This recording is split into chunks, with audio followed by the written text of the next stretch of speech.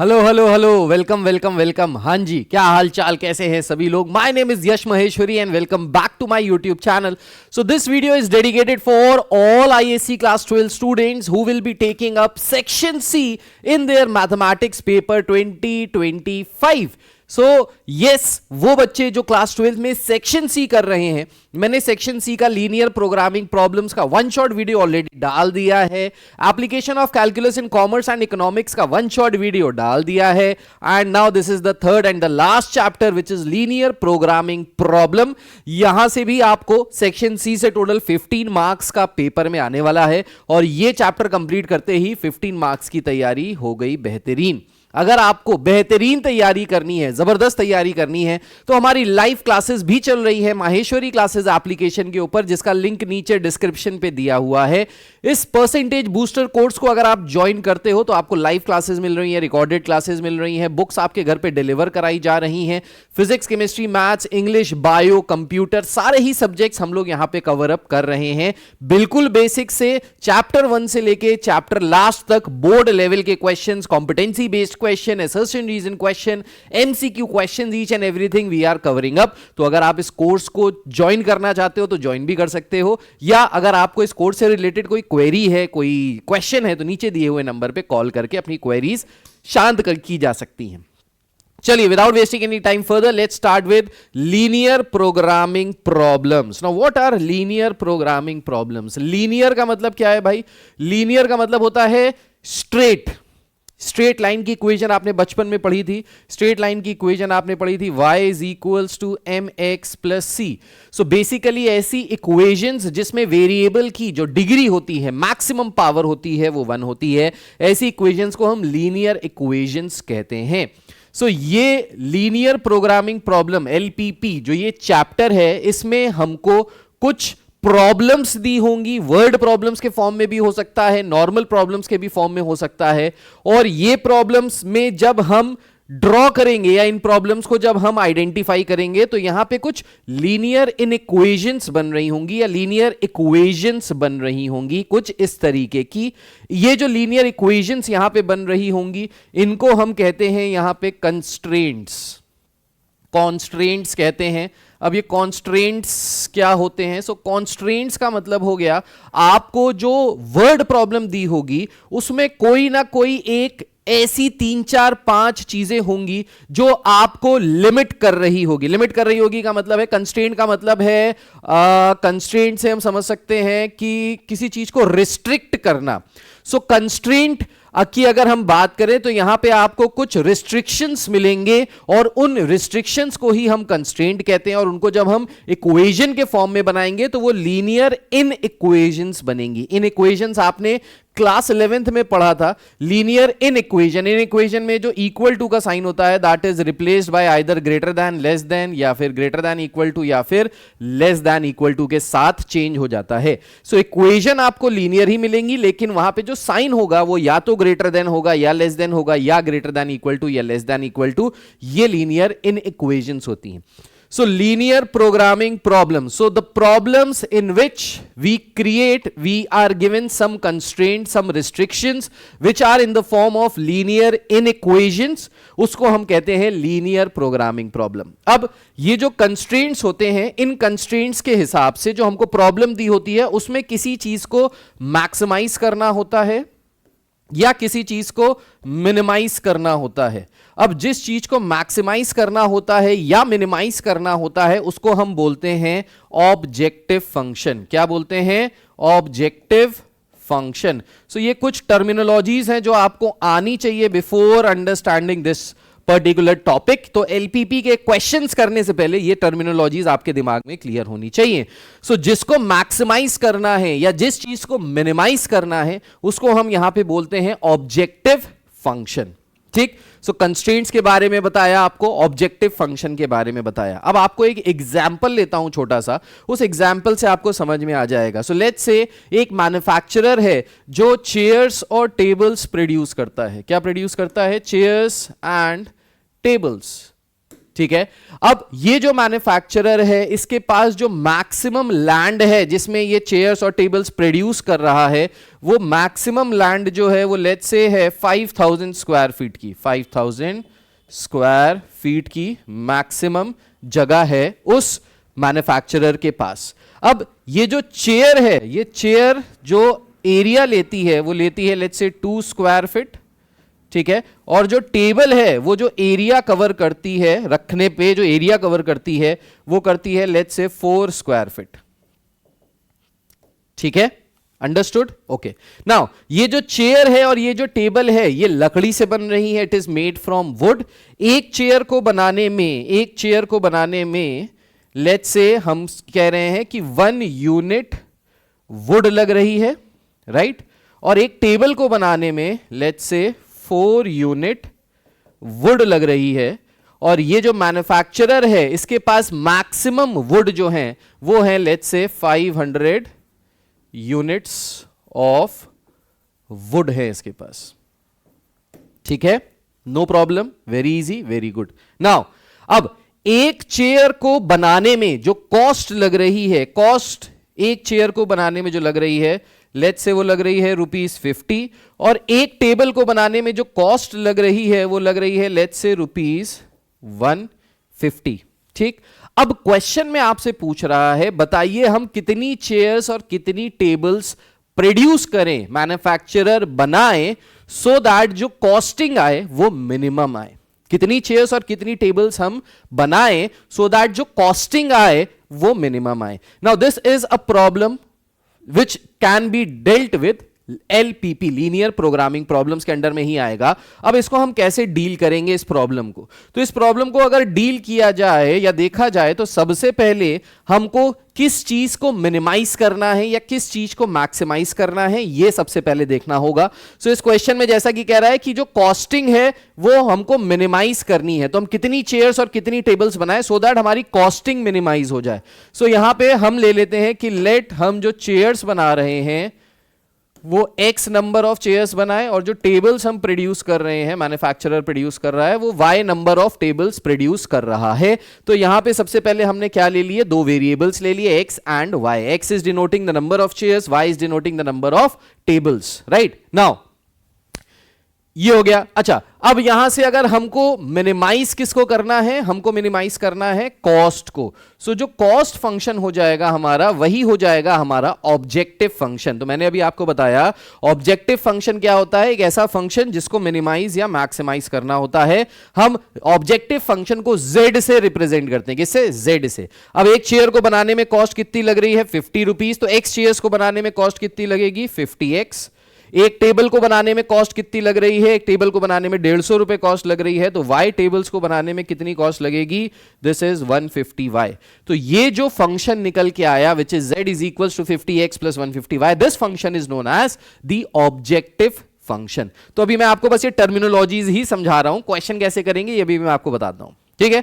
सो ये जो निकल के आया फंक्शन, इसको हमने बोला ऑब्जेक्टिव फंक्शन। अब आप अगर इस फंक्शन को भी आप ध्यान से देखो तो ये लीनियर फंक्शन है, x की पावर 1 है और y की पावर भी 1 है, लीनियर फंक्शन, ठीक। Now let's talk about constraints. अब रिस्ट्रिक्शंस क्या हैं हमारे पास? सो रिस्ट्रिक्शन हमारे पास, पहला रिस्ट्रिक्शन जो है वो एरिया के हिसाब से है, लैंड के हिसाब से है। हमारे पास total 5000 square feet of land है, मतलब जो चेयर्स और टेबल्स जो टोटल जगह घेर रही हैं वो 5000 स्क्वायर फीट तक घेर सकती हैं या उससे कम घेर सकती हैं, उससे ज्यादा नहीं ऑक्यूपाई कर सकती, क्योंकि उतनी हमारे पास जमीन ही नहीं है। तो हम जो फैक्ट्री में प्रोड्यूस कर रहे हैं वो फैक्ट्री के अंदर ही आनी चाहिए, कोई फैक्ट्री के बाहर दूसरे की फैक्ट्री में नहीं डाल देंगे या सड़क पे नहीं छोड़ देंगे सामान को, राइट। सो दैट मींस एक चेयर को बनाने में कितना स्क्वायर फीट एरिया यूज हो रहा है? 2 स्क्वायर फीट यूज हो रहा है। तो एक चेयर्स को बनाने में कितना स्क्वायर फीट एरिया यूज होगा? मैं इसके कंस्ट्रेंट्स को दूसरे कलर से बना देता हूं। सो यहां पे मैं कंस्ट्रेंट लिख रहा हूं, ठीक है। एक चेयर को बनाने में 2 स्क्वायर फीट, तो x चेयर्स को बनाने में 2x स्क्वायर फीट एरिया लग रहा है। एक टेबल को बनाने में 4 स्क्वायर फीट, y टेबल्स को बनाने में 4y स्क्वायर फीट एरिया लगेगा, and this will be less than equal to 5000 square feet. तो ये बन गया हमारा पहला कंस्ट्रेंट। ये जो कंस्ट्रेंट हमने बनाया ये बनाया according to the land available. So एक चेयर अगर यूज करती है 2 स्क्वायर फीट तो एक्स चेयर्स यूज करेंगी 2x स्क्वायर फीट। एक टेबल यूज करती है 4 स्क्वायर फीट तो वाई टेबल्स यूज करेंगी 4y स्क्वायर फीट। और टोटल जो स्क्वायर फीट आना चाहिए वो या तो 5000 के बराबर आना चाहिए या उससे कम आना चाहिए, क्योंकि उससे ज्यादा जगह है ही नहीं हमारे पास। So this is the first constraint which we have constructed. The next constraint is depending upon the number of units of wood utilized. तो एक चेयर को बनाने में एक यूनिट ऑफ वुड लगती है तो एक्स चेयर्स को बनाने में x यूनिट्स ऑफ वुड लगेंगी। एक टेबल को बनाने में 4 यूनिट ऑफ वुड लगती है तो एक टेबल y टेबल्स को बनाने में 4y यूनिट्स ऑफ वुड लगेंगी। मैक्सिमम वुड हमारे पास कितनी है 500 unit, so that means less than equal to 500 हो गई। सो ये हो गया हमारा second constraint depending upon the raw material which is our wood. तो मैक्सिमम हमारे पास 500 यूनिट वुड है। एक चेयर को बनाने में एक वुड लगती है, एक टेबल को बनाने में 4 यूनिट वुड लगती हैं, तो total this should be less than equal to 500। क्यों लेस देन इक्वल टू 500? क्योंकि मैक्सिमम 500 ही यूनिट ऑफ वुड है, हम इतनी ही यूज कर सकते हैं, इससे ज्यादा यूज नहीं कर सकते। तो या तो 500 यूज करेंगे या उससे कम यूज करेंगे डिपेंडिंग अपॉन द सिचुएशन। ठीक, ये यहां से दूसरा कंस्ट्रेंट हो गया depending upon our number of wood utilized. अब एक कंस्ट्रेंट जो हर बार हर क्वेश्चन में होगा ही होगा, that is x is greater than equal to 0 and y is greater than equal to 0। इसका मतलब है जो x और y है, नंबर ऑफ चेयर्स और नंबर ऑफ टेबल्स प्रोड्यूस है, वो या तो 0 हो सकती हैं या 0 से ज्यादा हो सकती है, नेगेटिव कभी भी नहीं हो सकती। भाई नेगेटिव चेयर्स और टेबल्स थोड़ी ना प्रोड्यूस कर सकते हो, राइट? सो ये कंस्ट्रेंट हर क्वेश्चन में होगा ही होगा। सो इस तरीके से कुछ क्वेश्चन आपको दिया होगा, you have to identify the objective function, then you have to identify the constraints, and then इतना करने के बाद क्वेश्चन आपको अब इसके बाद सॉल्व करना होगा। और हम सॉल्व कैसे करते हैं इस तरीके की इन इक्वेशंस को, ये आपने क्लास 11th में सीखा था, जो चैप्टर का नाम था लीनियर इन इक्वालिटीज या लीनियर इन इक्वेशन। उसमें हम ग्राफ्स बनाते थे और ग्राफ्स के बेसिस पे, ग्राफ से हम सॉल्व करते थे इन लीनियर इन इक्वेशंस को। नाउ जब भी हम इन इक्वेशंस को सॉल्व करते हैं तो दो तरीके के ग्राफ बनते हैं।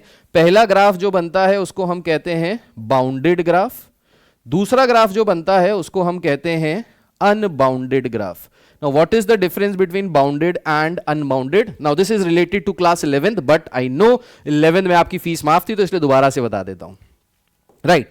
हाँ, सो बाउंडेड और अनबाउंडेड में क्या होता है? सो बाउंडेड और अनबाउंडेड में होता यह है कि लेट्स से एक ये लाइन है, एक ये इक्वेशन, एक ये लाइन को हमने ड्रॉ किया यहां पे, ठीक है, एक लाइन को हमने ऐसे ड्रॉ किया यहां पे, ठीक। अब अगर हम जो सिचुएशन दी है, जो हमको कंस्ट्रेंट्स दिए हैं, उन कंस्ट्रेंट्स को हम ग्राफ पे ड्रॉ करेंगे, जो हमारी लीनियर इनइक्वालिटीज हैं, जो यहाँ पे हमने इन इक्वेशंस बनाई हैं, ये दोनों इन इक्वेशंस को हम यहाँ पे ग्राफ पे ड्रॉ करेंगे। लेट्स से हमने ये ड्रॉ किया, ड्रॉ करने के बाद इस दो तरीके की चीजें हो सकती हैं। क्या हो सकती हैं? या तो आपका जो फीजिबल रीजन आएगा, फीजिबल रीजन का मतलब होता है वो रीजन जहां पे आपको सॉल्यूशन मिलेगा, जहां पे आपको ऑप्टिमल वैल्यू मिलेगी, जहां पे आपको एक्स और वाई की वो वैल्यू मिलेगी जो हमको डिटरमाइन करनी है क्वेश्चन में, या तो मिनिमम या मैक्सिमम, ठीक है। सो ये जो रीजन आया है इसको हम कहते हैं बाउंडेड फीजिबल रीजन। अब बाउंडेड क्यों बोला? सो बाउंडेड का मतलब क्या होता है? बाउंडेड का मतलब होता है चारों तरफ से जिसको घेर लिया गया है। जैसे हमारी इंडिया की पुलिस होती है ना कि तुमको चारों तरफ से घेर लिया गया है, वो होता है बाउंडेड रीजन, जो चारों तरफ से सराउंडेड होता है, घिरा होता है, इसको हम बोलेंगे बाउंडेड रीजन।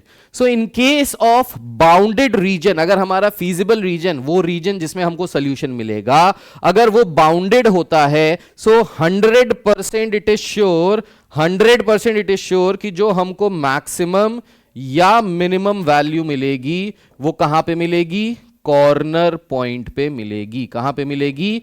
कॉर्नर पॉइंट पे मिलेगी। बाउंडेड के केस में, बाउंडेड रीजन के केस में हमेशा जो मैक्सिमम या मिनिमम वैल्यू मिलेगी वो कॉर्नर पॉइंट पे मिलेगी। अब कॉर्नर पॉइंट कहां कहां है यहां पे? तो अगर आप इसको देखिए, जो हमारा फीजिबल रीजन है, इस फीजिबल रीजन में एक ये हो गया हमारा कॉर्नर पॉइंट, एक ये हो गया जहां ये दोनों लाइंस एक दूसरे को इंटरसेक्ट कर रही हैं, एक ये हो गया हमारा कॉर्नर पॉइंट, और ओरिजिन तो हमारा हमेशा आएगा ही आएगा corner point. So we have 1 2 3 4 4 corner points, A B C रह गया है, चलो इसको सी बोल देते हैं, सी एंड डी, ठीक है। सो 4 कॉर्नर पॉइंट्स हमको मिल रहे हैं। नाउ हमको यहां से नंबर ऑफ चेयर्स और नंबर ऑफ टेबल्स निकालना था, तो ये जो मैक्सिमम वैल्यू या जो मिनिमम वैल्यू हमको मिलनी है, जो ऑब्जेक्टिव फंक्शन को हमको फाइंड आउट करना है, वो हमेशा बाउंडेड के केस के एरिया, मतलब बाउंडेड फीजिबल रीजन के केस में वो हमेशा कहां पे मिलेगा, वो हमेशा कॉर्नर पॉइंट्स पे मिलेगा। दूसरे तरीके का जो ग्राफ बनता है वो कुछ ऐसा ग्राफ बन सकता है, कुछ ऐसा ग्राफ बन सकता है जिसमें हमको जो रीजन मिलेगा, फीजिबल रीजन, वो कुछ इस तरीके का मिल सकता है। अब इस तरीके के जो फीजिबल रीजन है इसको हम बोलते हैं, again this is a feasible reason, मतलब हमारा जो सोल्यूशन है वो यहीं कहीं मिलेगा, लेकिन इसको हम कहते हैं unbounded feasible reason.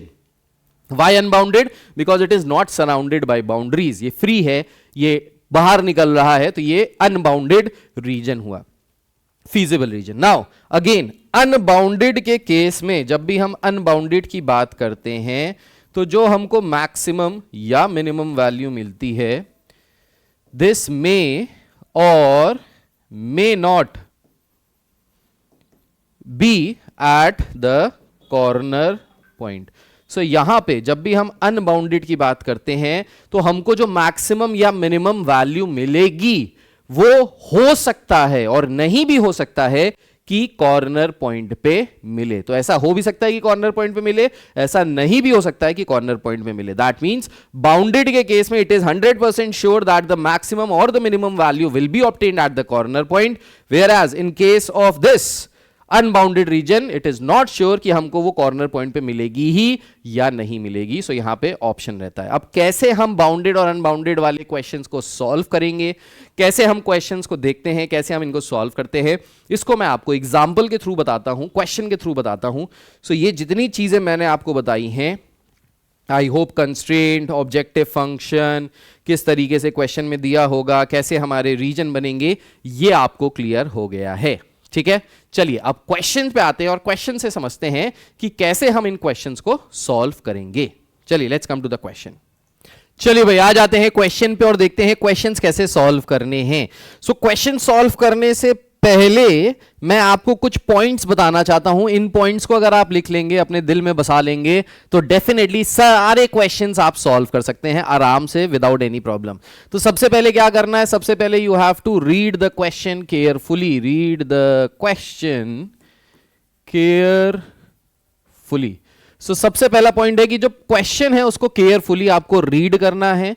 Second point है identify the objective function. Objective function जिसको मैक्सिमाइज करना है या मिनिमाइज करना है उसको सबसे पहले आइडेंटिफाई कीजिए। उसके बाद है ड्रॉ द कंस्ट्रेंट्स, या ड्रॉ नहीं बोलेंगे, ड्रॉ का मतलब कुछ और हो जाएगा। यहां पे क्या कह सकते हैं उसे,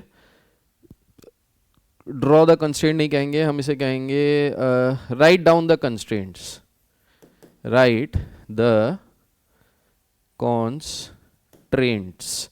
अब ये जो कॉन्स्ट्रेंट्स होंगे ये इन इक्वेशन के फॉर्म में होंगे, तो जितनी भी इन इक्वेशंस बन रही हैं उन सबको आप लिख लीजिए, सारे कंस्ट्रेंट्स को लिख डालिए। उसके बाद क्या है, draw these constraints, draw these constraints on the graph. इसको ग्राफ पे सारे कंस्ट्रेंट्स को ड्रॉ कर दीजिए। ड्रॉ करने के बाद चेक फॉर बाउंडेड या unbounded feasible region. So check कीजिए इसके बाद, जब आपने ये सारे कंस्ट्रेंट्स ड्रॉ कर दिए तो फिर आप इसके बाद ड्रॉ कीजिए फीजिबल रीजन और देखिए कि क्या वो बाउंडेड है या अनबाउंडेड है। अगर बाउंडेड होगा तो डेफिनेटली मैक्सिमा मिनिमा कहां पे मिल रहा होगा, कॉर्नर पॉइंट पे। अगर अनबाउंडेड होगा तो maxima minima may be present होगा ऑन द कॉर्नर पॉइंट। तो वो है या नहीं वो कैसे चेक करते हैं, अभी मैं अनबाउंडेड का क्वेश्चन कराऊंगा तो पता चल जाएगा।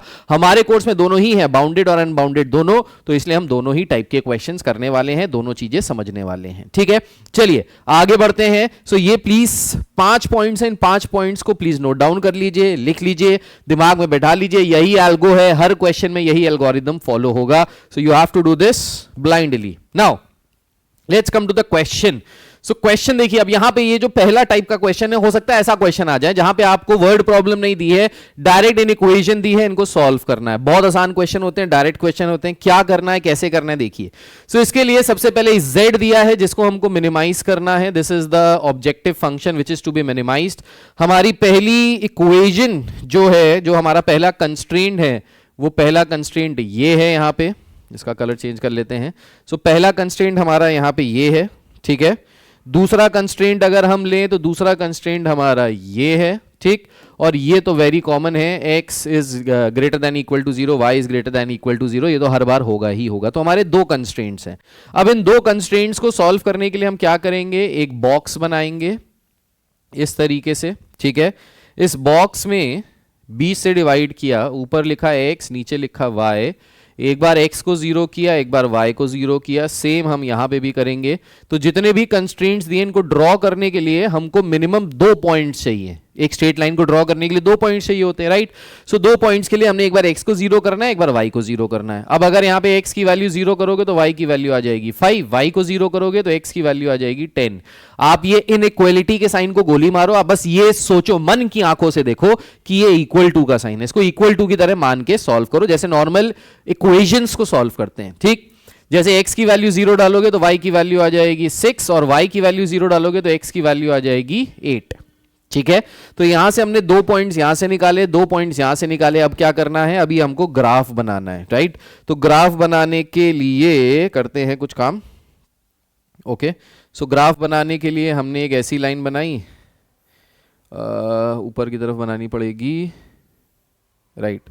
सो ये हमने बना ली लेट्स से y एक्सिस, ये हमने बना ली लेट्स से x एक्सिस, ठीक है।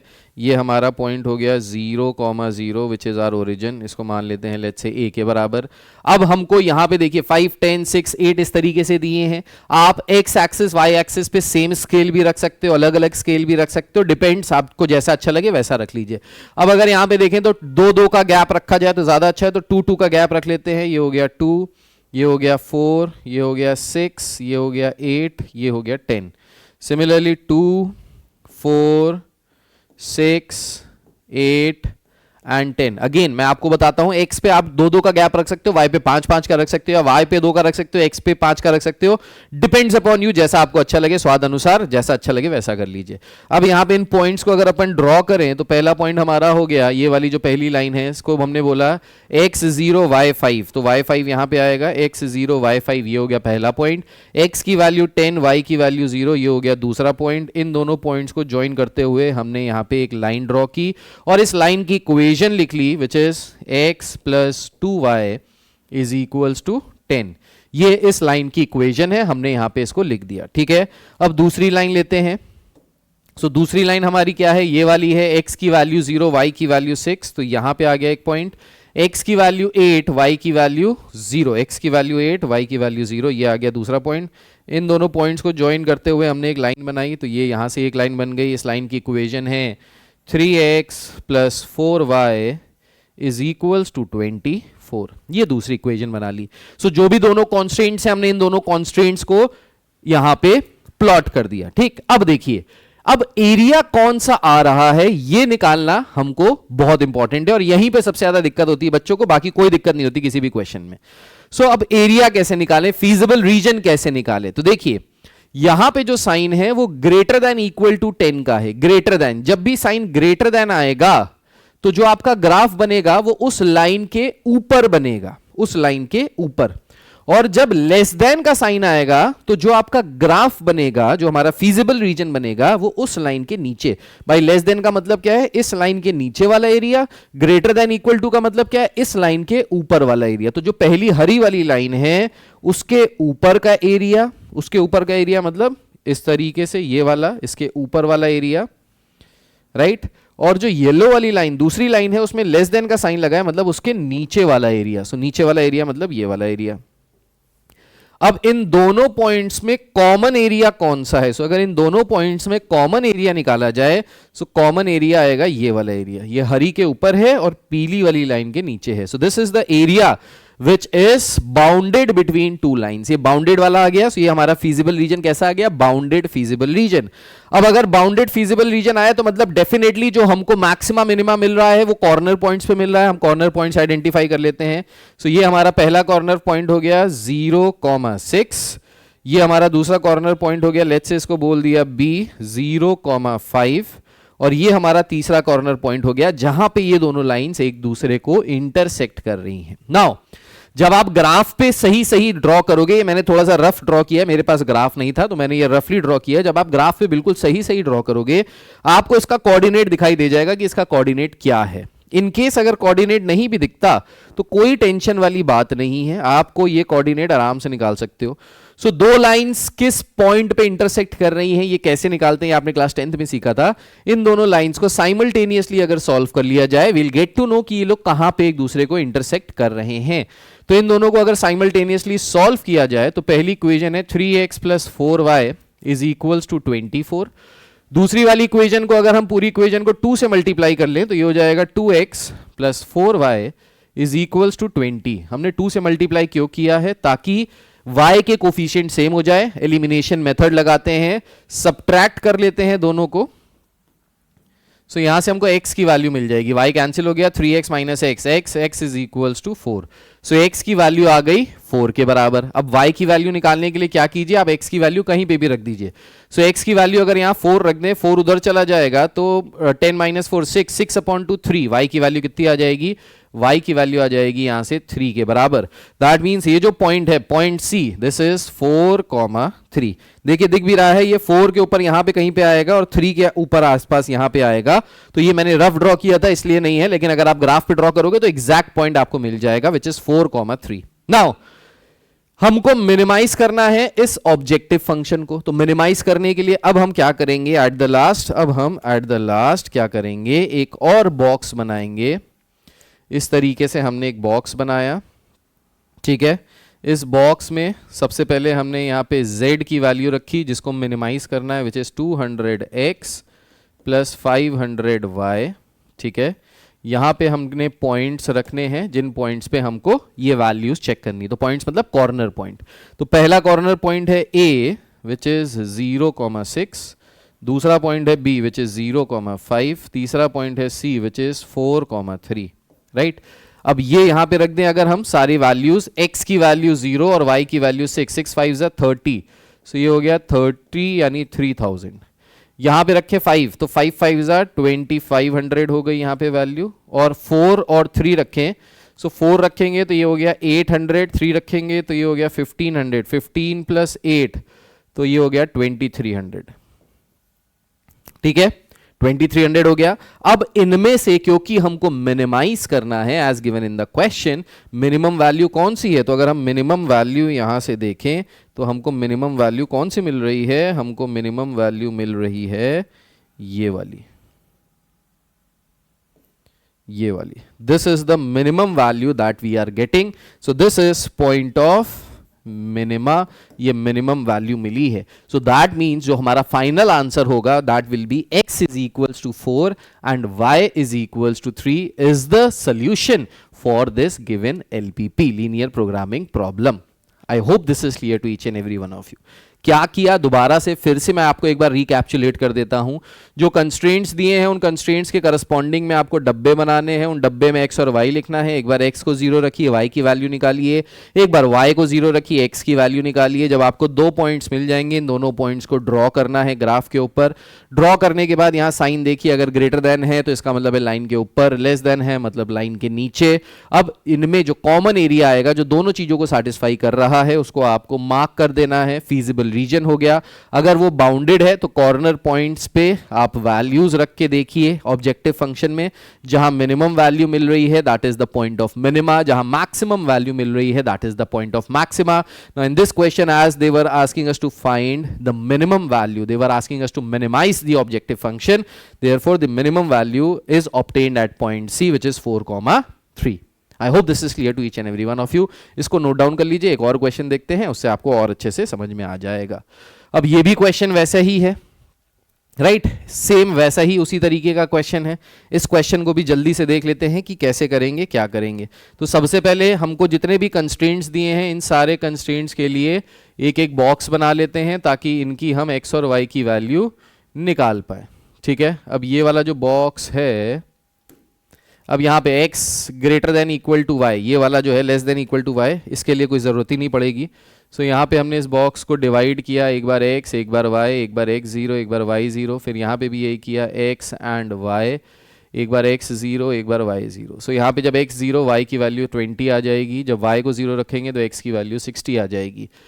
दोनों ही केसेस में x की वैल्यू 10 आ जाएगी। और यहाँ पे देखिए अगर x is equals to y, तो x is equals to y का मतलब क्या है, अगर हमको मिनिमम 2 पॉइंट्स निकालने हैं तो x is equals to y पे जब x रखेंगे y 1 आएगा, 2 रखेंगे 2 आएगा, 3 रखेंगे 3 आएगा, so on and so fourth, इस तरीके से मिल जाएगा। ठीक है, अब इनको ड्रॉ करना है, तो ड्रॉ करने के लिए फिर से अपन को क्या करना है, यहाँ पे ग्राफ बनाना है। तो सबसे पहले तो ग्राफ बना देते हैं। सो ये हो गई x एक्सिस, ये हो गई y एक्सिस।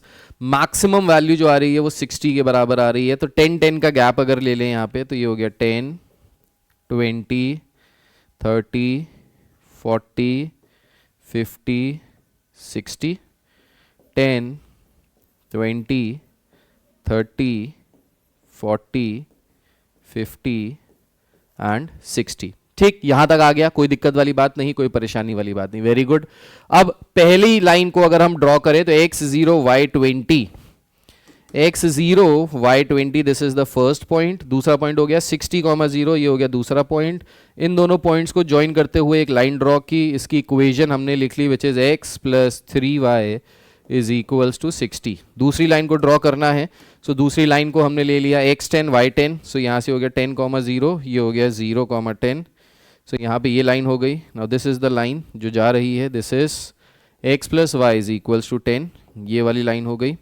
दूसरी लाइन कौन सी हो जाएगी, तीसरी लाइन हो गई ये वाली, x is equals to y. So x is equals to y की लाइन जो बनती है वो ऐसे स्ट्रेट लाइन बनती है, इस तरीके से जाती है, right, passing through the origin.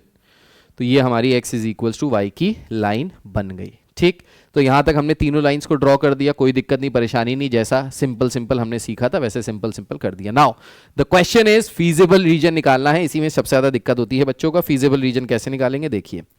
सो इस लाइन में दिया है x is less than equal to y, x is less than equal to y का मतलब है x y से कम है। अब कम में ये लाइन जो है ये नीचे की तरफ जाएगी या ऊपर की तरफ जाएगी, दैट इज द क्वेश्चन।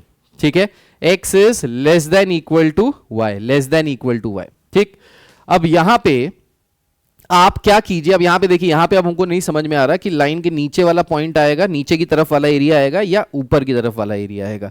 वैसे लेस देन इक्वल टू का साइन है, मतलब नीचे की तरफ वाला एरिया आएगा। अब नीचे कौन सा हो गया एरिया, सो नीचे का एरिया हो गया ये वाला, इस लाइन के नीचे वाला एरिया, ये वाला पार्ट, इस लाइन के नीचे का एरिया।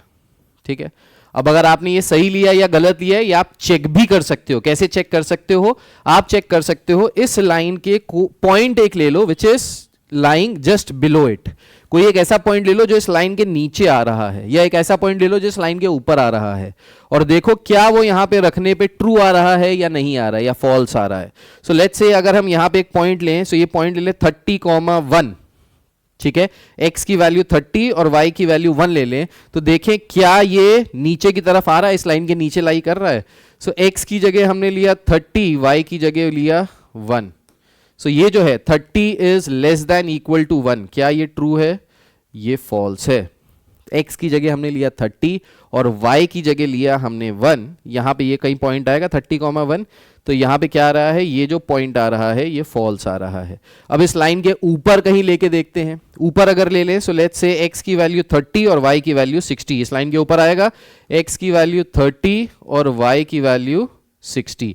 क्या ये ट्रू है, तो हाँ ये यहां पे ट्रू है। इसका मतलब है, इससे देखो हमने जब चेक किया ना, तो इससे ये पता चला कि ये जो हम नीचे की तरफ वाला एरिया ले रहे थे ये गलत ले रहे थे। क्यों गलत ले रहे थे, क्योंकि जब हम एक नंबर ले रहे हैं विच is lying just above the line, this particular coordinate is satisfied for this particular inequation, ये इसको ट्रू आ रहा है। whereas एक हमने नंबर लिया जो यहां पे कहीं पे लाई कर रहा था कोऑर्डिनेट, यहां के लिए फॉल्स आ रहा है। तो इसके लिए फॉल्स आ रहा है मतलब इधर की तरफ नहीं है, मतलब ऊपर की तरफ है, राइट। तो ऊपर की तरफ है का मतलब है, इसको थोड़ा सा हमको बैक करना पड़ेगा, ये नीचे की तरफ नहीं आएगा, ये ऊपर की तरफ आएगा। अब ज़्यादा इरेज करेंगे तो पूरा ही इरेज हो जाएगा, तो ये ऊपर की तरफ, इस तरफ की तरफ आ रहा है, ऊपर की तरफ आ रहा है, इस लाइन के ऊपर वाला रीजन, ठीक है, इस लाइन के ऊपर वाला रीजन, नीचे वाला रीजन नहीं आ रहा है, ये वाला रीजन नहीं आ रहा है, ठीक। अच्छा, अब ये जो येलो वाली लाइन है, इस येलो वाली के नीचे आएगा कि ऊपर आएगा? येलो वाली लाइन कौन सी थी? x plus 3y is equal to 60, less than equal to का साइन है, मतलब इस येलो वाली के नीचे आएगा। आप यहाँ पे भी अगेन पॉइंट रख के चेक कर सकते हो, जैसे मैंने अभी चेक करके बताया। और ये जो है ऑरेंज वाली लाइन, इसके ग्रेटर देन का है ऊपर, तो इसके ऊपर वाला एरिया आएगा, मतलब जो कॉमन एरिया आएगा जो इन तीनों को सेटिस्फाई कर रहा है, वो कॉमन एरिया कौन सा आएगा? वो ये वाला आएगा, ये हरी वाली लाइन के ऊपर, पीली वाली लाइन के नीचे, और ऑरेंज वाली लाइन के ऊपर ये वाला एरिया आएगा। This is the feasible reason. अब अगर इस फीजिबल रीजन के हम कॉर्नर पॉइंट्स निकालें, तो एक ये कॉर्नर पॉइंट हो गया हमारा, let's say this is a, इसके कोऑर्डिनेट्स क्या हो गए? इसके कोऑर्डिनेट थे 0,20, 0,20। दूसरा पॉइंट हो गया ये, लेट्स से बी, जिस पे येलो और ग्रीन लाइन इंटरसेक्ट कर रही हैं, अब हमको नहीं पता कहाँ इंटरसेक्ट कर रही हैं। तीसरा पॉइंट हो गया ये, विच इज सी, ये वो पॉइंट है जहाँ पे ग्रीन और ऑरेंज वाली लाइन इंटरसेक्ट कर रही हैं, कहाँ कर रही हैं नहीं पता। और ये which is D, which is 0,10, ठीक है। तो ये 4 पॉइंट्स हमको यहाँ पे क्लियरली नजर आ गए। These are the corner points. Now B वाला अगर हमको पॉइंट निकालना है, तो बी वाला पॉइंट निकालने के लिए हमको क्या करना पड़ेगा? ये येलो लाइन और ये ग्रीन लाइन, इन दोनों को जो जहां पे कट कर रही है वहां पे, that is the point, intersection जहां पे हो रहा है येलो और ग्रीन लाइन का, that is coordinate of B, ठीक है।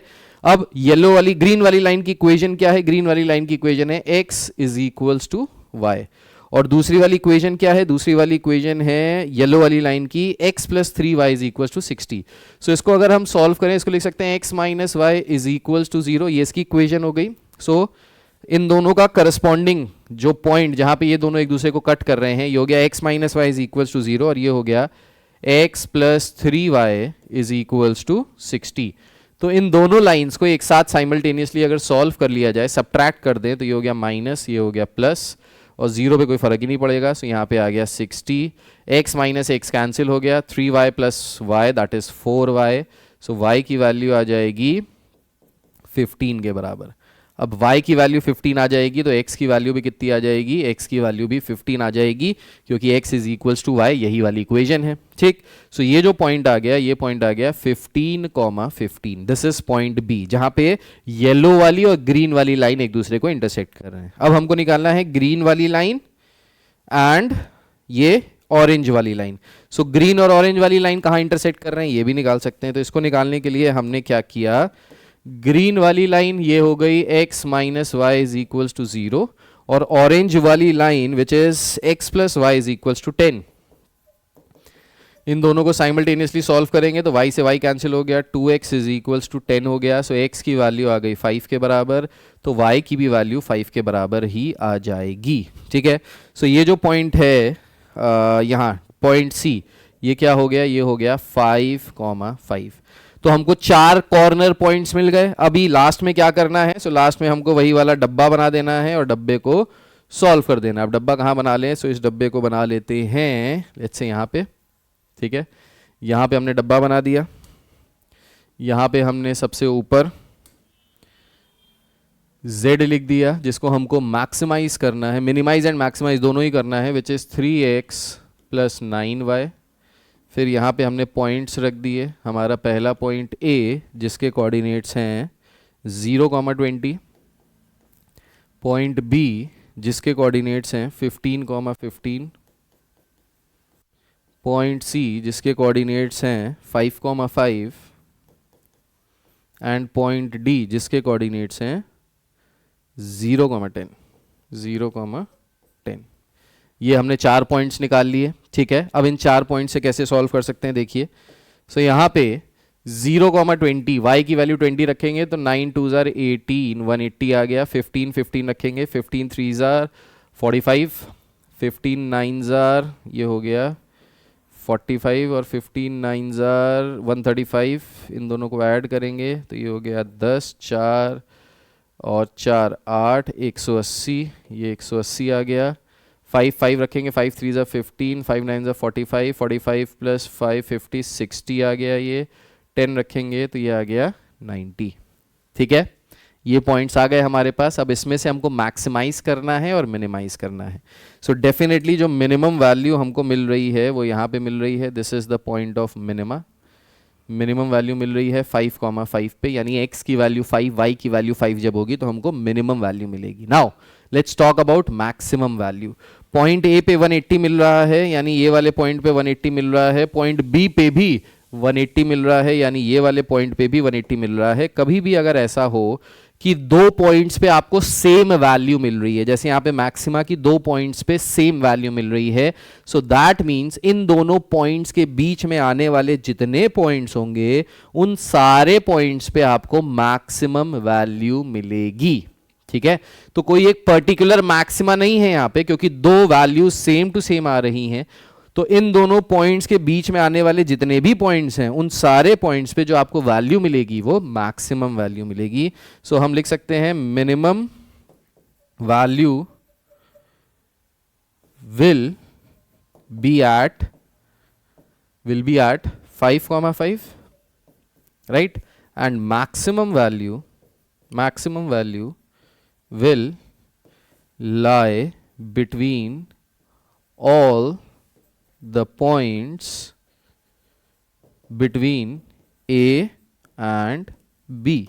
So इस तरीके से you will write your final answer कि जो मिनिमम वैल्यू है वो हमको मिलेगी 5,5 पे, और जो मैक्सिमम वैल्यू है, क्योंकि ये दोनों पॉइंट्स आ रहे हैं तो जो मैक्सिमम वैल्यू है वो इन दोनों पॉइंट्स के बीच में आपको मिलेगी। So this is the final answer. I hope this is clear to each and every one of you, right. Again make a note of this, इस तरीके के क्वेश्चंस इंपॉर्टेंट हैं, अच्छे हैं, और ऐसे ही क्वेश्चंस आएंगे, जो मैं पढ़ा रहा हूं वही आएगा, तो इसलिए पूरा विश्वास रखिए और क्वेश्चंस को करते रहिए, मजा आने वाला है और ये सब आप सॉल्व कर लेंगे। Now if you want to have this question, if you want to practice these questions, I will put this material in the free study material section of our application Maheshwari classes, जिसका link नीचे description में दिया हुआ है, तो वहां से आप इसको डाउनलोड करके इसको प्रैक्टिस कर सकते हैं। इस शीट को डाउनलोड करके अपने पास देख सकते हैं, इसे पढ़ सकते हैं। Now, the next question is again a word problem question.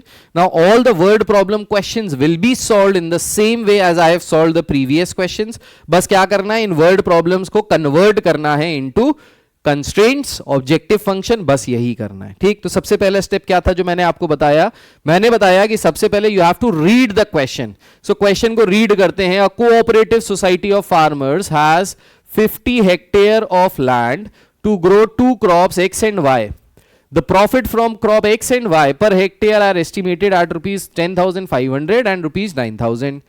To control weed, अब ये weed वो वाली weed नहीं है जो तुम समझ रहे हो, ये वो वाली weed नहीं है। यहाँ पे weed का मतलब हुआ जंगली पौधे, जंगली पौधे जो होते हैं वो weed होते हैं। So to control weed, a liquid herbicide has to be used for crops X and Y at rates of 20 liters and 10 liters per hectare. Further, no more than 800 liters of herbicide should be used in order to protect fish and wildlife using a pond which collects drainage from this land. How much land should be allocated to each crop so as to maximize the total profit of the society? So हम कितना कितना hectare allocate करें x वाले crop को और Y वाले crop को, so that हमारा जो प्रॉफिट है वो मैक्सिमम आ जाए। अब इस तरीके के वर्ड प्रॉब्लम में आपको बहुत सारी चीजें दिखाई दे रही हैं, पर आपको घबराना नहीं है, परेशान नहीं होना है। क्या कीजिए, इस पूरी जो भी ये चीजें दी हुई हैं इसको ना आप एक टेबल के फॉर्म में लिख लीजिए, तो कंस्ट्रेंट्स बनाने बहुत इजी हो जाते हैं। यहां से टेबल के फॉर्म में कैसे लिख सकते हैं? सो देखिए, एक्स वाला जो क्रॉप है अगर हम उसको एक्स हेक्टेयर जमीन दें और वाई वाले क्रॉप को हम वाई हेक्टेयर जमीन दें, ठीक है, एलोकेट करें, कह रहे हैं ना कि कितनी कितनी लैंड एलोकेट करें, तो हमने मान लिया late x hectare of land is allocated for crop X and y hectare land is allocated for crop Y. So small y hectare यहां पे हम crop Y के लिए लेंगे, ठीक है। अब यहां पे आप देखिए क्या क्या कंस्ट्रेंट्स हैं। तो जो पहला कंस्ट्रेंट है वो ये है कि भाई हमारे पास जो टोटल लैंड है वो 50 हेक्टेयर्स ही है। टोटल लैंड कितनी है? 50 हेक्टेयर्स। अच्छा, एक्स वाले क्रॉप को लैंड कितनी लगती है? क्या यहां पे लैंड के लिए कुछ दिया हुआ है? पहला कह रहा है so a cooperative society of farmer has 50 hectare of land to grow two crops x and y. The profit from crop x and y are estimated at rupees this. तो प्रॉफिट दोनों से दिया हुआ है, तो सबसे पहले प्रॉफिट ही लिख लेते हैं, लैंड से पहले प्रॉफिट लिख लेते हैं. सो प्रॉफिट एक्स वाले पे कितना है 10,500 और इस पे कितना है 9,000 का प्रॉफिट है. ठीक है. To control weed liquid herbicide has to be use. Herbicide कितनी यूज हो रही है, हर्बिसाइड कितनी यूज हो रही है. सो एक्स वाले क्रॉप पे हमको चाहिए of 20 litres and 10 litres per hectare. So ये 20 लीटर्स पर हेक्टेयर है और ये 10 लीटर्स पर हेक्टेयर है. ठीक है. मैक्सिमम हम कितनी यूज कर सकते हैं 800 लीटर यूज कर सकते हैं, इससे ज्यादा यूज नहीं कर सकते. तो यहां पे अगर हम इसको थोड़ा सा इधर शिफ्ट कर ले, अब ये शिफ्ट करना आई थिंक थोड़ा सा मुश्किल हो जाएगा क्योंकि शिफ्ट करेंगे हाँ तो पूरा का पूरा ही शिफ्ट हो जाएगा. ओके चलिए कोई बात नहीं, इसी को हम पूरा ऐसे थोड़ा सा शिफ्ट कर लेते हैं.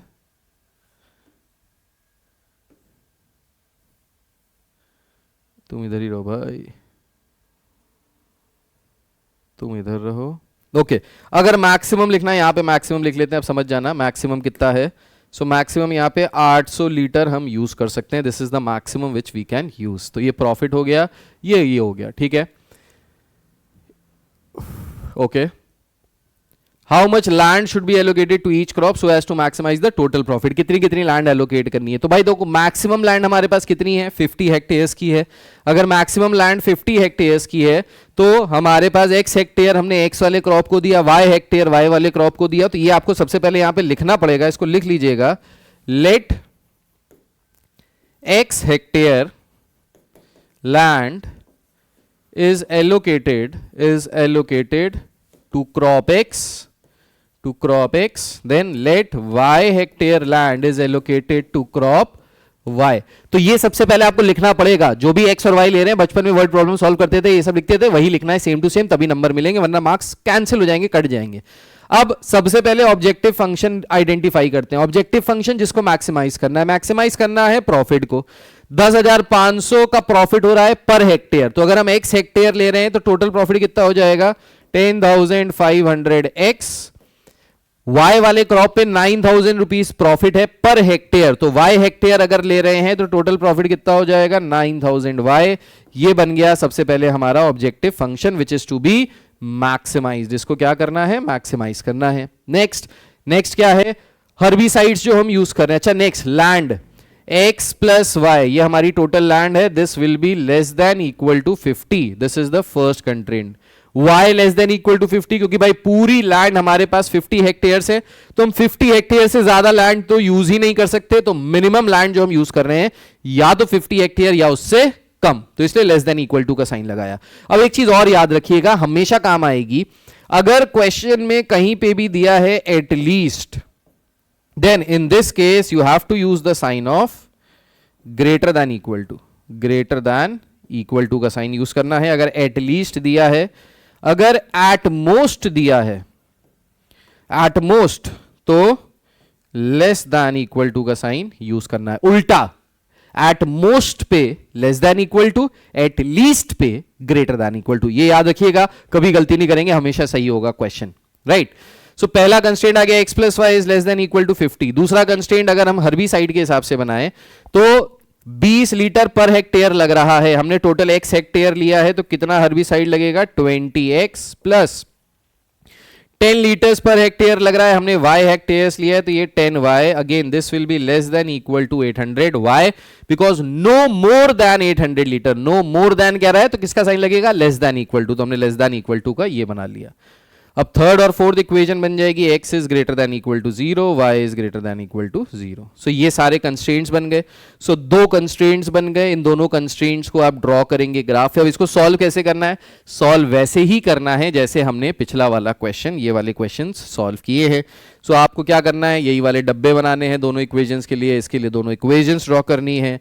फिर ये इक्वेशन जब आप ड्रॉ करेंगे तो कॉर्नर पॉइंट निकल के आएगा. फिर उस कॉर्नर पॉइंट पे आपको फिर से वही फाइनल ये वाला डब्बा बना के चेक करना है कि आपको मैक्सिमम वैल्यू और मिनिमम वैल्यू कहां पे मिल रही है।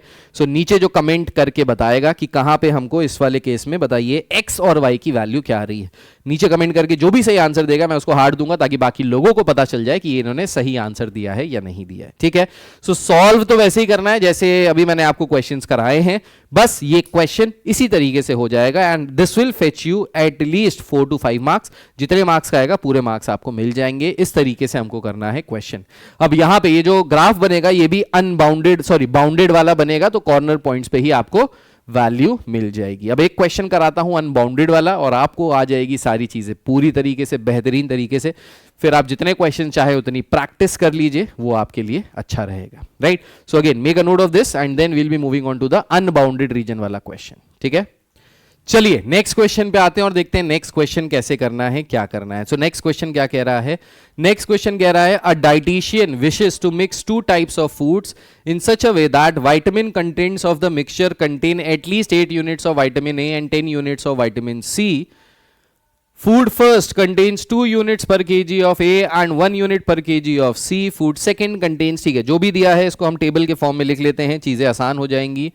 सो यहाँ पे 2 तरीके के खाने दिए हैं, फूड 1 और फूड 2। सो इसको हम लिख लेते हैं फूड 1 एंड फूड 2। ठीक है, यहाँ पे हम लिख लेते हैं विटामिन ए, यहाँ लिख लेते हैं विटामिन बी, ठीक है, और यहाँ लिख लेते हैं हम टोटल। ठीक, सो इस तरीके से हमने टेबल बना ली। टेबल से चीजें इजी कैसे होने वाली है ये देखिए। सो क्या कह रहा है? Food 1 contains 2 units per kg of vitamin A, 2 units per kg of vitamin A and 1 unit per kg of vitamin C. B नहीं है, सी है। 1 unit per kg of vitamin C. ठीक है, food 2 contains 1 unit per kg of vitamin A, 1 unit per kg of vitamin A and 2 units per kg of vitamin C. Okay, it cost ₹50 per kg to purchase food 1। Food 1 की cost जो है वो है ₹50। अच्छा, यहां पे थोड़ा सा उल्टा कर दिया, ये 2 पर केजी इधर है, 1 पर केजी इधर है एंड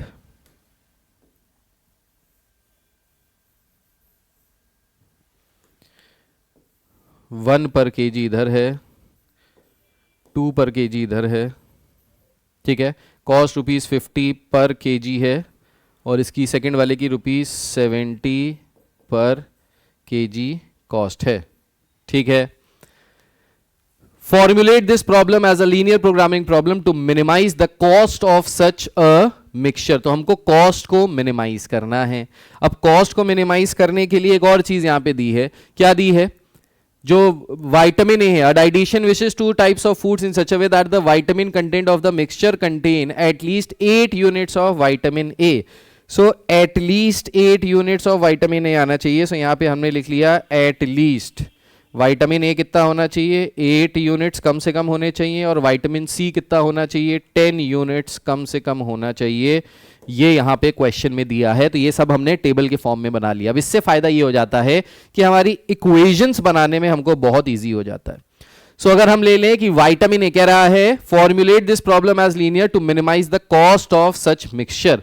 तो अगर हम ले लें कि विटामिन ए हमने x kg लिया है और सॉरी फूड 1 हमने x kg लिया है और फूड 2 हम y kg मिक्स कर रहे हैं।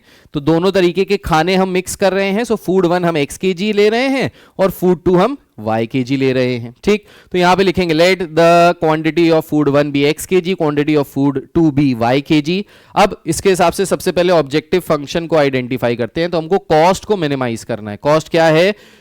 Food 1 ₹50 per KG, total x kg है तो कॉस्ट कितनी हो जाएगी? 50x। और फूड y ₹70 कर केजी है और टोटल y kg है तो कॉस्ट कितनी हो जाएगी? 70y। तो यहां से हमने निकाल लिया सबसे पहले क्या? Objective function which is to be minimized. ठीक, इसको क्या करना है? इसको मिनिमाइज करना है। राइट, अच्छा, दूसरा अब हम बना ले विटामिन ए के हिसाब से कंस्ट्रेंट्स। तो अगर हम यहां पे कंस्ट्रेंट्स बनाएं तो हमारा कंस्ट्रेंट पहला क्या बन जाएगा? सो 2 units per KG vitamin A है तो टोटल अगर x kg ले रहे हैं तो विटामिन ए कितना हो जाएगा? विटामिन ए हो जाएगा 2x प्लस सेकंड वाले फूड में विटामिन ए कितना है 1 यूनिट पर केजी। हम टोटल कितने केजी फूड सेकंड वाला फूड ले रहे हैं y केजी, तो विटामिन ए कितना हो जाएगा 1y। दिस विल बी किसका लगा है एटलीस्ट 8 यूनिट। तो एटलीस्ट का मतलब क्या हो गया, एटलीस्ट का मतलब हमको साइन लगाना है ग्रेटर देन इक्वल टू का, तो greater than equal to 8। Similarly vitamin C के हिसाब से हमारा दूसरा कंस्ट्रेंट हो जाएगा, so this will be x plus 2y at least कितना होना चाहिए 10 यूनिट्स, तो ये हो गया ग्रेटर देन इक्वल टू 10। यहां से एक हो गई x is greater than equal to 0 और y is greater than equal to 0, right.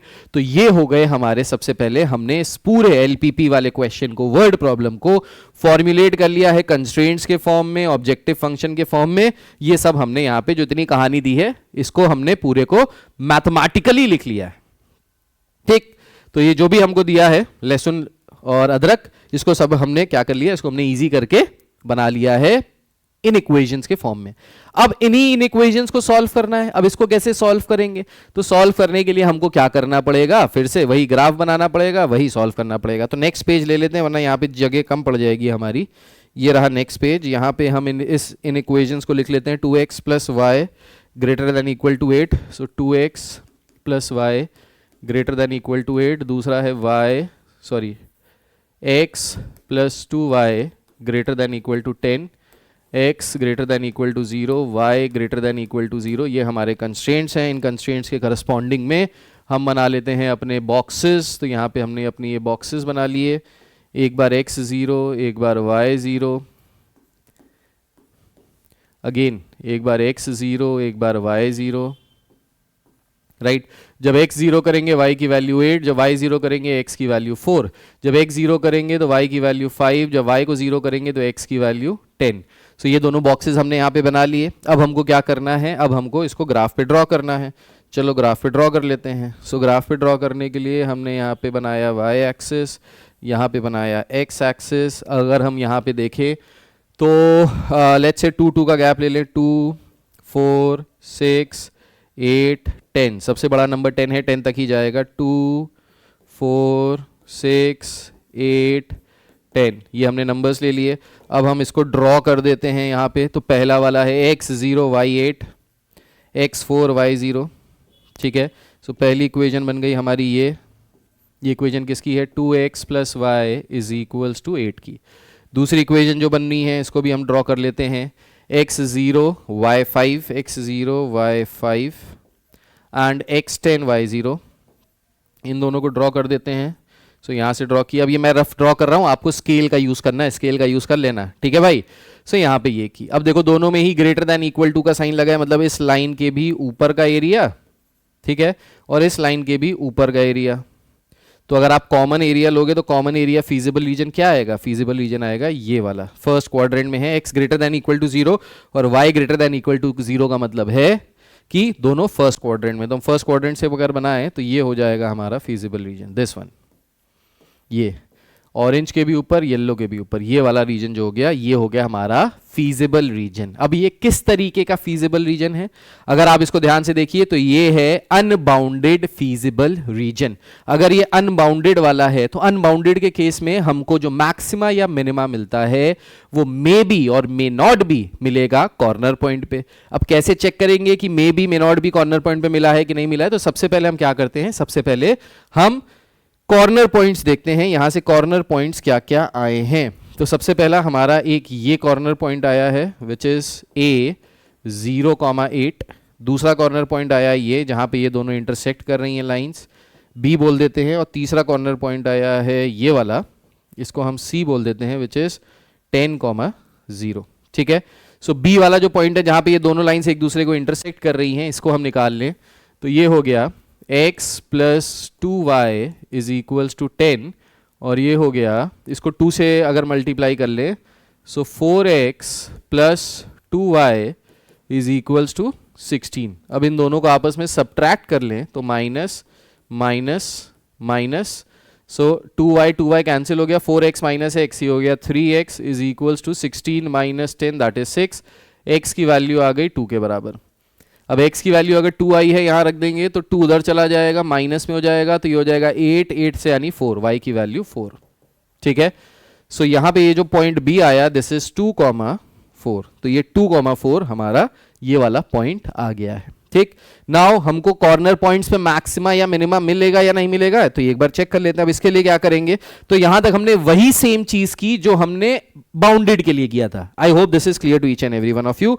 वही हमने किया जो हमने अभी तक बाउंडेड के लिए किया था। फिर इसके बाद हम बाउंडेड के लिए क्या करते थे, हम बाउंडेड के लिए इस तरीके से एक डब्बा बनाते थे जिसमें हम अपना सबसे पहले ऑब्जेक्टिव फंक्शन रखते थे। ऑब्जेक्टिव फंक्शन किसके बराबर था, 50x plus 70y, 50x plus 70y। अब यहां पे हम अपने पॉइंट्स रखते हैं, तो हमारा पहला पॉइंट है ए पॉइंट क्या हो गया 0,8, दूसरा पॉइंट है बी विच इज 2,4, तीसरा पॉइंट है सी विच इज 10,0। ठीक, अब यहां पे हम सारे पॉइंट्स रख देते हैं। सो ए की 8 रखेंगे, 8 7 जा 56, ये हो गया 560, ये हो गया 100, 280 दैट इज 380, 10 रखेंगे दिस इज 500।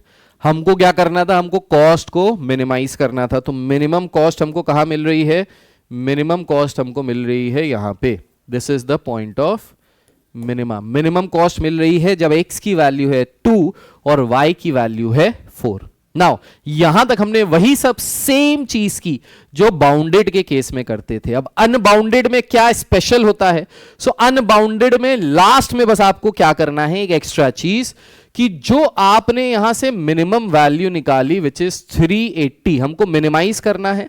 तो हम क्या करेंगे, जो ये हमारा ऑब्जेक्टिव फंक्शन है which is 50x plus 70y, अगर मिनिमाइज करते हैं तो यहां पे हम साइन लगाएंगे ग्रेटर देन का और ये वैल्यू रख देंगे 380। कब, जब मिनिमाइज किया तो ऑब्जेक्टिव फंक्शन आपने लिखा, ग्रेटर देन का साइन लगाया। मिनिमाइज के केस में ग्रेटर देन का साइन लगाएंगे। अगर यहां कहता मैक्सिमाइज कीजिए तो मैक्सिमाइज में मैक्सिमम वैल्यू मिलती 560, तो मैक्सिमाइज के केस में हम क्या करते, यही सेम चीज लिखते, लेकिन मैक्सिमाइज के केस में हम यहां पे लेस देन का साइन लगाते। उल्टा करना है, मैक्सिमाइज कहेगा तो लास्ट में लेस देन का साइन लगाएंगे, मिनिमाइज कहेगा तो लास्ट में ग्रेटर देन का साइन लगाएंगे। तो हमने जो हमारा ऑब्जेक्टिव फंक्शन था ये लिखा और इसमें ग्रेटर देन का साइन लगा के इससे greater than the minimum value. अब हम क्या करेंगे, अब हम इस पर्टिकुलर चीज को प्लॉट करेंगे इस लाइन पे। सो इस पर्टिकुलर चीज को अगर प्लॉट किया जाए, इसको अगर प्लॉट किया जाए x और y, एक बार x की वैल्यू 0, एक बार y की वैल्यू 0, तो x को 0 रखेंगे, y की वैल्यू आ जाएगी समथिंग समथिंग, सो ये आ जाएगा 38/7, और y को जब 0 रखेंगे तो x की वैल्यू आ जाएगी 38/5। ठीक, ये वैल्यूज आएंगी, ये दोनों वैल्यूज हमने निकाली। अब इन वैल्यूज को अगर हम यहां पे प्लॉट करें तो देखो एक प्लॉटिंग आएगी, एक नंबर आएगा यहां पे कहीं पे और एक नंबर आएगा लेट्स से यहां पे कहीं पे, वो कहीं पे भी आएगा, जो भी ये दो नंबर्स आ रहे हैं, इन दोनों नंबर्स को हमने क्या किया, हमने यहां पे ग्राफ पे प्लॉट किया और इन दोनों नंबर्स को ज्वाइन किया यूजिंग डॉटेड लाइन। तो डॉटेड लाइन का यूज करना है, याद रखिएगा, डॉटेड लाइन का यूज करना है इन दोनों पॉइंट्स को ज्वाइन करने के लिए। तो अगर इन दोनों पॉइंट्स को ज्वाइन करने के लिए हमने डॉटेड लाइन का यूज किया, ठीक है, ये हो गई हमारी डॉटेड लाइन। सो ये व्हाइट कलर की जो आपको डॉटेड लाइन दिखाई दे रही है, ये इन दोनों पॉइंट्स को रिप्रेजेंट कर रही है। नाउ मैंने आपको बताया था कि अनबाउंडेड के केस में या तो मैक्सिमा मिनिमा कॉर्नर पॉइंट पे मिलेगा या नहीं मिलेगा। अब ये चेक कैसे करेंगे कि कॉर्नर पॉइंट पे मैक्सिमा मिनिमा मिल रहा है या नहीं, तो इसको चेक करने के लिए हमने लास्ट स्टेप में क्या किया, जो हमारा ऑब्जेक्टिव फंक्शन था इसको greater than the minimum value रखा, इससे हमने एक लाइन प्लॉट की जो डॉटेड प्लॉट करनी है। Now if this line does not overlap with the unbounded region, then we will say that definitely the minimum value will be at point 2,4। मतलब जो आपने ये वाली लाइन ड्रॉ की, अगर ये लाइन ओवरलैप नहीं करती है इस अनबाउंडेड रीजन से, तो हम कहेंगे हमारे कॉर्नर पॉइंट पे ही हमको मैक्सिमा या मिनिमा मिला है। वेयर एज, लेकिन, किंतु, परंतु, बंधु, अगर ये लाइन इस अनबाउंडेड रीजन से ओवरलैप करती है, इसको कट करती है कहीं पे, तो हम कहेंगे there is no maxima, there is no minima. ठीक है, सो आपको लास्ट में क्या चेक करना है, आपको अनबाउंडेड केस में लास्ट में चेक करना है कि objective objective function in case of, सबसे पहले मैं यहां लिख देता हूं, so in case of maxima you have to draw objective function is less than the maximum value, या फिर in case of minima objective function will be greater than the minimum value. आपको इसको ड्रॉ करना है, draw this function by dotted line. Now if this line does not overlap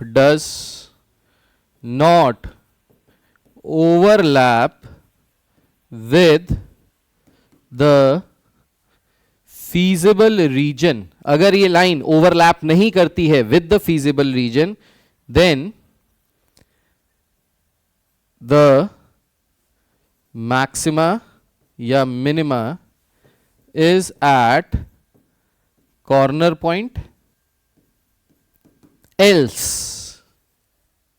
लेकिन किंतु परंतु अगर ये लाइन ओवरलैप करती है with the unbounded region या feasible region, then there is